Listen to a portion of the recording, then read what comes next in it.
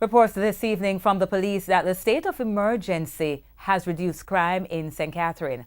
But business people have mixed reaction. Representatives from the Spanish Town Municipal Council, the police, business operators and events promoters were speaking yesterday at a meeting to discuss the imposed 7 p.m. business closure. TVJ's Krista Campbell reports.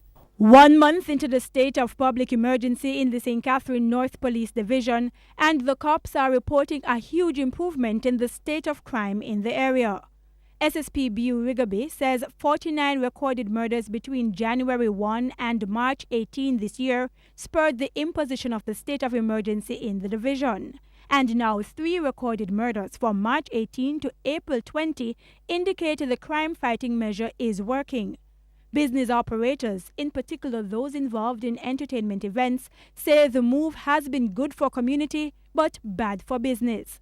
The criminals, them who really cause this, probably gone about them business or who they on them part of clutch, And people are spending money really and lose out of this thing really. We agree that crime is at the issue here, but at the same time people are losing money that they invested in their parties and their bars and businesses, and that's not good for our economy or for Jamaica itself. The business operators and events promoters were invited to a meeting with the police and Spanish Town mayor to discuss the 7 p.m. closure of all businesses stipulated under the state of emergency. If anybody in here have gotten their party turned off by a police, it's be like you're getting married and on the wedding day your bride not come or something. You know, that feeling they not get, because you know you build up anticipation for your party. I'm a small promoter and I have a cookout for the 1st of June, and I started selling tickets from early.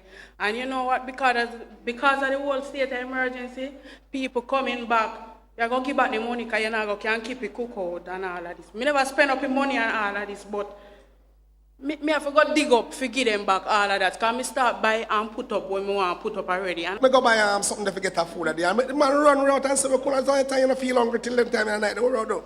People have a pot of food on the fire and them have it. Man, we're so sick, because the same food people sell back the next day, So right now, more problems so create. So a Spanish Town, yeah. Business people that have in shops, your goods are still on you because you shop a lot early. So what that have a waste, because you have to throw away that, because sometimes nobody not want it. And those in the entertainment industry aren't the only ones affected by the curfew.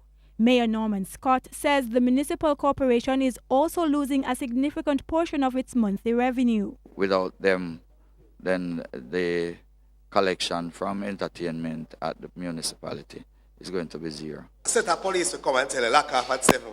And another set will come and say, by 9. So we want to be clear on that. The operators and promoters say 10 o'clock at nights is a more reasonable time that they could work with. But SSP Rigaby says he cannot address the possibility of an adjustment until after a series of meetings involving the police next week. Krista Campbell, TVJ News.